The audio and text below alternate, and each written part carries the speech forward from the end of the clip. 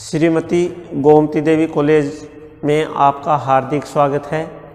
आज हम बेपार्ट फेस्ट राजनीति विज्ञान सेकंड प्रतिनिधि भारतीय राजनीतिक विचारक राजा राम मोहन राय के सामाजिक विचारों का अध्ययन करेंगे। राजा राम मोहन राय को आधुनिक भारत का निर्माता, पुनः जागरण का जनक कहा जाता है, क्योंकि वे एक धर्म सुधारक थे, सामाजिक सुधारक थे और उन्होंने ही भारतीय समाज में जो अंधविश्वास फैले थे, जो आडंबर कुरीतियाँ फैली हुई थी, उसको दूर करने का प्रयास किया था। ऐसे राजा राम मोहन राय के सामाजिक विचार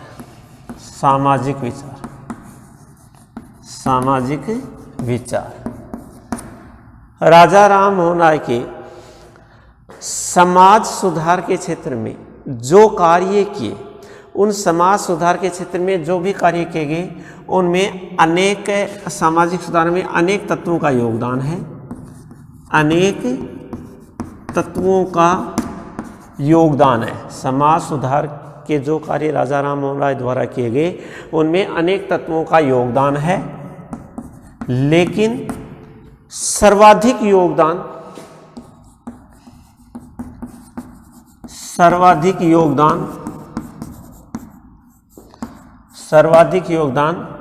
उसके धर्म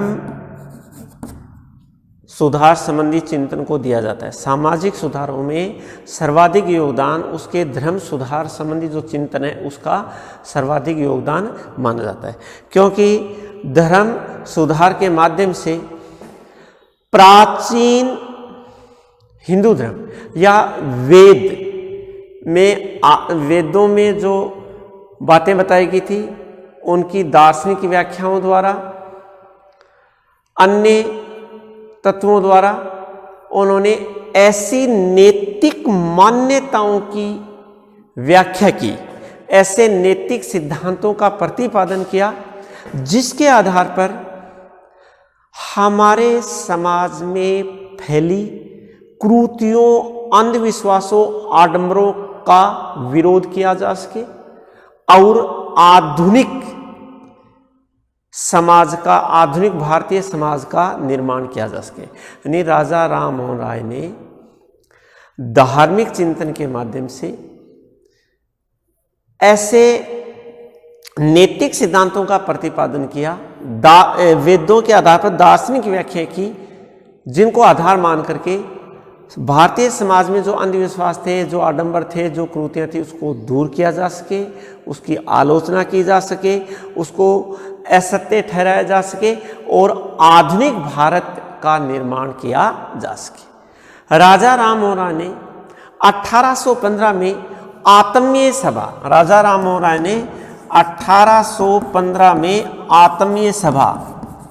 आत्मीय सभा का निर्माण किया था। ये आत्मीय सभा एक धार्मिक सभा थी, धार्मिक सभा कहलाती है, क्योंकि इसमें जो धर्म संबंधी चिंतन पर, तर्क पर, व्याख्या करने पर अधिक जोर दिया जाता था। लेकिन इस आत्मीय सभा ने सामाजिक समस्याओं का अध्ययन किया और उसको दूर करने के उपाय सुझाए। तो समाज सुधार में राजा राम मोहन राय द्वारा 1815 में जो आत्मीय सभा का निर्माण किया था, उन्होंने भी सामाजिक समस्याओं को दूर करने में योगदान दिया। तो ये राजा राम मोहन राय के सामाजिक विचार। इसमें राजा राम मोहन राय ने परंपरावाद एवं अनुदारवाद, परंपरावाद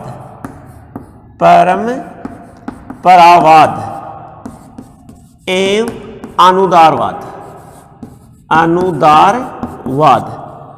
परंपरावाद एवं अनुदारवाद का विरोध। राजा राम मोहन राय ने भारतीय समाज के पतन के लिए परंपराओं व अनुदारवाद, रीति रिवाजों, कुरीतियों को उचित माना, अंधविश्वासों को उचित ठहराया। और परंपरावाद व अनुदारवाद का राजा राम मोहन राय ने विरोध किया। राजा राम मोहन राय का मानना था कि भारतीय समाज में बौद्धिक, नैतिक, सामाजिक, राजनीतिक, भारतीय समाज में बौद्धिक,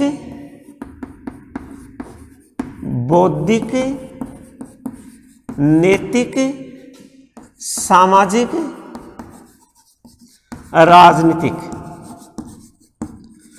भारतीय समाज में बौद्धिक, नैतिक, सामाजिक, राजनीतिक जो पतन हो रहा है, बौद्धिक, नैतिक, सामाजिक, राजनीतिक जो पतन हो रहा है, इसके लिए ये परंपराएं व अनुदारवाद ही उत्तरदायी है। परंपराएं उत्तरदायी हैं, अनुदारवाद उत्तरदायी। इसी के कारण भारतीय समाज का बौद्धिक पतन हो रहा है, नैतिक पतन हो रहा है, सामाजिक पतन हो रहा है, राजनीतिक पतन हो रहा है।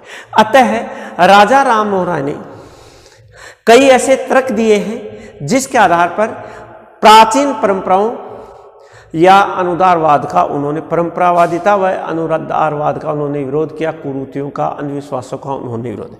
उन्होंने कहा कि किसी भी परंपरा या कुरीति को, किसी भी परंपरा को, कुरीति को, अंधविश्वास को इस आधार पर उचित नहीं ठहराया जा सकता कि ये प्राचीन समय से चली आ रही है या इसका संबंध प्राचीनता से है।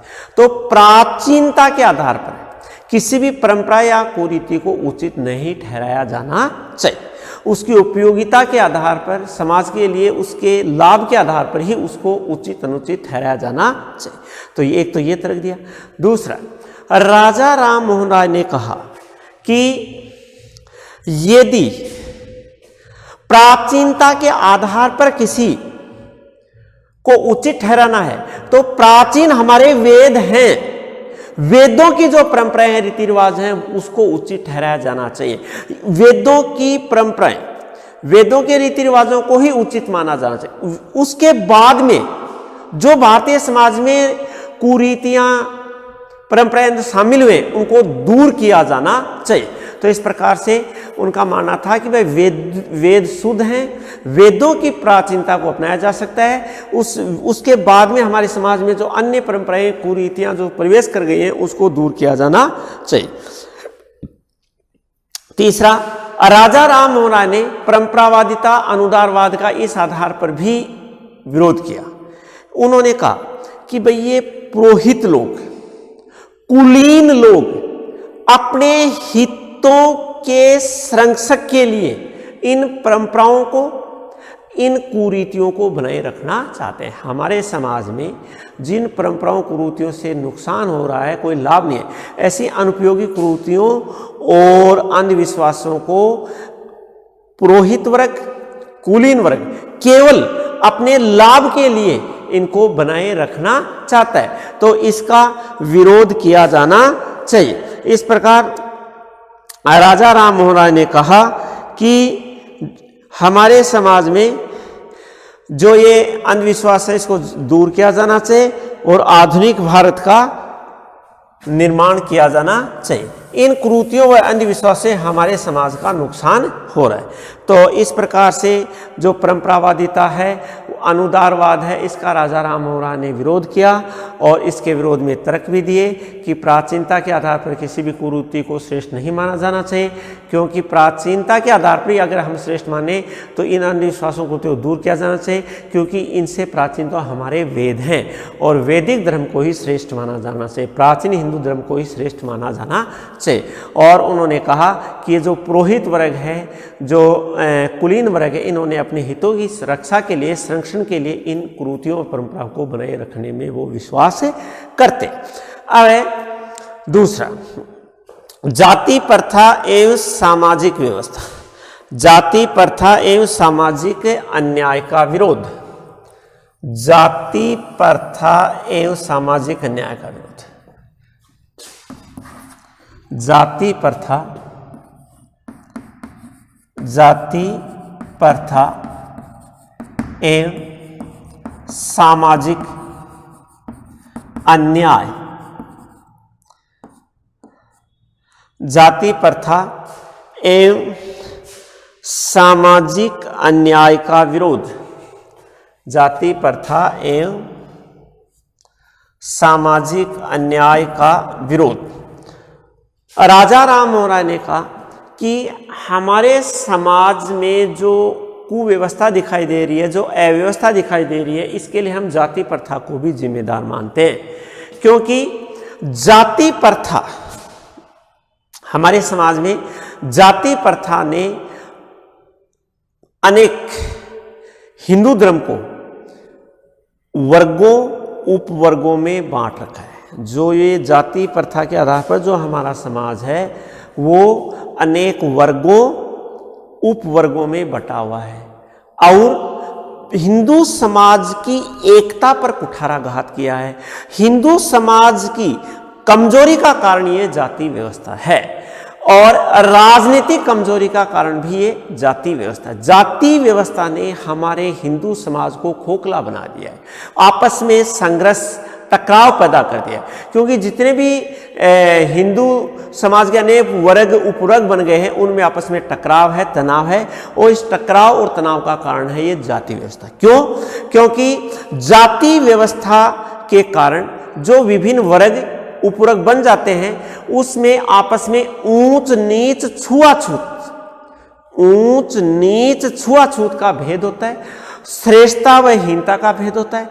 तो ये भेद के कारण हमारा हिंदू धर्म कमजोर हो गया। हमारे समाज में जाति व्यवस्था का आधार जन्म है। समाज में जाति व्यवस्था का आधार क्या है? जन्म है। जो व्यक्ति जिस जाति में जन्म ले लेता है वह उसी जाति का माना जाता है। तो राजा राम मोहन राय ने जन्म पर आधारित जाति व्यवस्था का विरोध किया और उन्होंने कहा कि जाति व्यवस्था जन्म पर आधारित नहीं होनी चाहिए, जाति व्यवस्था कर्म पर आधारित होनी चाहिए, कर्म प्रधान होना चाहिए। कोई भी व्यक्ति जन्म के आधार पर श्रेष्ठ या हीन नहीं समझा जाना चाहिए। व्यक्ति को उनके गुणों के आधार पर, व्यक्ति को उनके गुण है ना, उनके कर्म और गुणों के आधार पर श्रेष्ठ या हीन माना जाना चाहिए, जाति के आधार पर श्रेष्ठ या हीन नहीं माना जाना चाहिए। यदि किसी व्यक्ति के कर्म श्रेष्ठ हैं तो वो व्यक्ति श्रेष्ठ है, अगर किसी व्यक्ति के कर्म या गुण हीन है तो वो व्यक्ति हीन है। तो व्यक्तियों में ऊंच नीच का जो भेद करना है वो जाति के आधार पर नहीं किया जाना चाहिए, वो भेद किया जाना चाहिए गुणों के आधार पर, उनके कर्मों के आधार पर। तो इस प्रकार से ये जो जाति व्यवस्था है इसने हमारे समाज की एकता पर कुठाराघात किया है, हमारे हिंदू धर्म को कमजोर किया है, राजनीतिक रूप से कमजोर किया है, इसमें फूट डालने का काम किया। तो इस प्रकार से राजा राम मोहन राय इस संकीर्ण जाति आधारों का विरोध करते हैं, इसको दूर करने का प्रयास करते हैं। नारी की सामाजिक स्थिति के संबंध में विचार। नारी की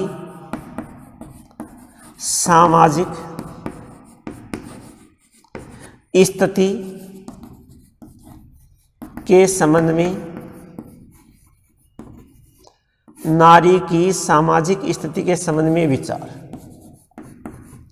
नारी की सामाजिक स्थिति के संबंध में विचार। राजा राम मोहन राय का मानना था कि हमारे समाज में नारी को हीन माना जाता है, कमजोर माना जाता है, चार दीवारों के भीतर उसको रखा जाता है, उसी में उसका जीवन सिमटा हुआ है, बाहरी दुनिया से उसे कोई लगाव नहीं होता है और नारी को हमारे समाज में कोई अधिकार भी नहीं दे रखे हैं। तो इनसे नारी का पतन हो रहा है। प्राचीन समय में जब हम देखें तो अनेक नारियों ने पुरुषों से अधिक श्रेष्ठ कार्य किए हैं और उनका समाज के विकास में बड़ा योगदान रहा है। तो विवेक, बुद्धि, चरित्र, इसमें हमारे समाज में नारियों को पुरुषों से हीन माना जाता है, लेकिन राजा राम मोहन राय का मानना था कि बुद्धि में, विवेक में, चरित्र में नारियां पुरुषों से कम नहीं हैं। अनेक मौकों पर नारियों ने सिद्ध किया है कि वो पुरुषों से हीन नहीं हैं, श्रेष्ठ हैं। तो इस प्रकार से हमारे हिंदू धर्म में, समाज में नारियों का जो स्थान है, जो नारियों के प्रति जो सोच है वो हीन है और इसी के कारण समाज का पतन हो रहा है। जैसे सती प्रथा, बहु विवाह, बाल विवाह, विधवा पुनर्विवाह पर रोक, शिक्षा प्राप्त करने से निषेध, इस प्रकार की पर्दा प्रथा, इस प्रकार की अनेक ऐसे प्रथाएं हैं, रिवाज हैं जो नारियों को पुरुषों के आगे, पुरुषों की होड़ करने से रोकते हैं, नारियों को पुरुषों से हीन साबित करते हैं। जैसे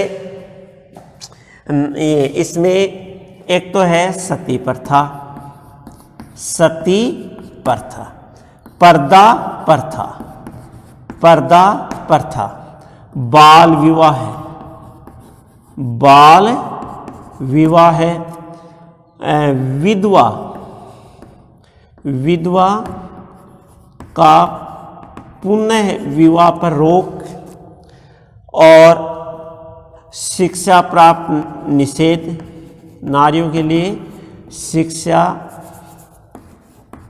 प्राप्त करना निषेध,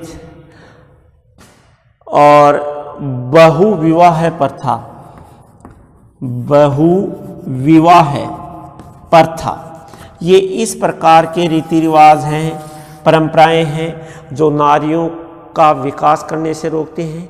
समाज का विकास नारियों के विकास पर निर्भर होता है। राजा राम मोहन राय के समय में ये इस प्रकार की प्रथाओं को दूर करने के खूब प्रयास किए गए और राजा राम मोहन राय ने अनेक सुझाव भी दिए हैं इन बुराइयों को दूर करने के लिए, इन कुप्रथाओं को दूर करने के लिए। राजा राम मोहन राय ने कहा कि सती प्रथा एक कुकृत्य जघन्य अपराध है। सती प्रथा एक कुकृत्य है, एक जघन्य अपराध है। ऐसा अपराध हमारे समाज में नहीं होना चाहिए। राजा राम मोहन राय ने कहा कि हमारे समाज के लोग धर्म की आड़ में जो विधवा हो जाती है उसके भरण पोषण के भय के कारण उसको सती बना देते हैं।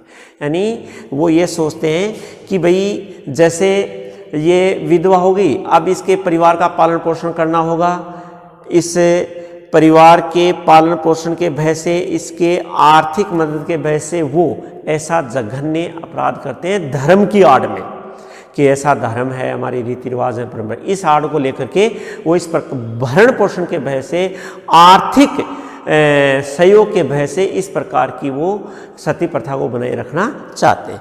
तो सती प्रथा का राजा राम मोहन राय के बड़े भाई थे जगमोहन, उसके मृत्यु कारण मृत्यु हो गई थी, असमय मृत्यु हो गई थी।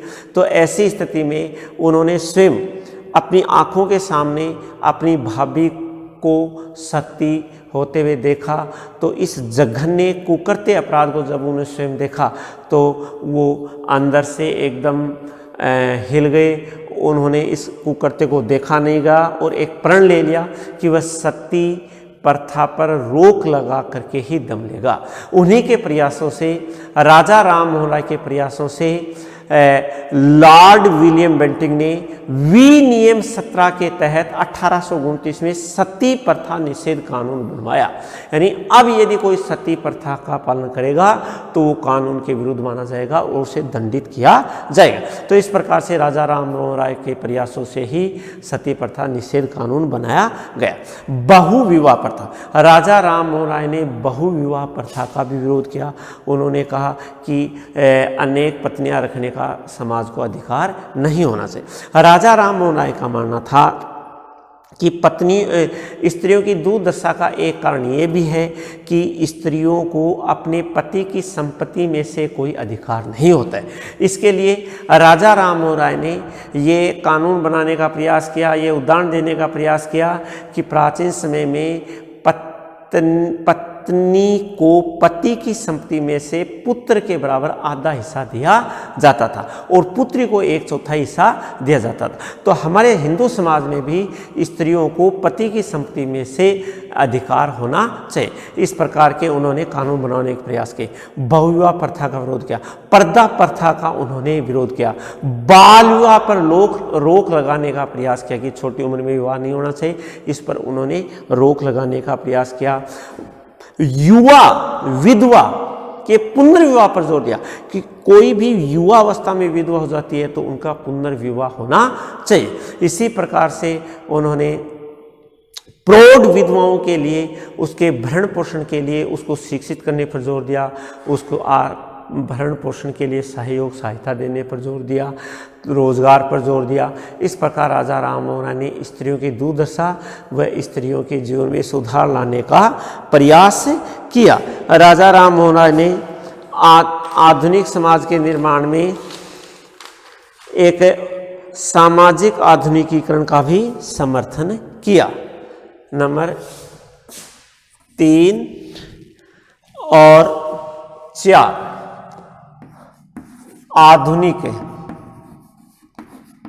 आधुनिक सामाजिक निर्माण, आधुनिक सामाजिक निर्माण में योगदान, आधुनिक सामाजिक निर्माण में योगदान, उसका समर्थन। तो राजा राम मोहन राय का मानना था कि आधुनिक समाज का निर्माण होना चाहिए, इसमें जो परंपराएं हैं, जो अंधविश्वास हैं, वो दूर होने चाहिए। अतः उन्होंने आधुनिकीकरण के लिए राष्ट्र विकास पर जोर दिया और कहा कि जब तक भारत के समाज में आधुनिकीकरण नहीं आएगा तो राष्ट्र का विकास नहीं होगा। और यूरोपीय समाज के आधुनिकीकरण से उसे बड़ी प्रसन्नता होती थी, उनके उत्थान से वो बड़े प्रभावित थे और तत्कालीन यूरोपीय विचारकों के वे संपर्क में आए और भारत में भी वो आधुनिकीकरण लाना चाहते थे। राजा राम मोहन राय ने कहा कि भारतीय समाज में अंधविश्वासों को दूर करने के लिए, आधुनिकीकरण लाने के लिए धार्मिक सहिष्णुता, सामाजिक न्याय, आधुनिक समाज के निर्माण के लिए धार्मिक सहिष्णुता,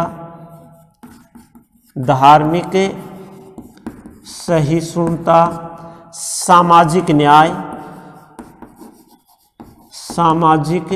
न्याय, व्यक्तिगत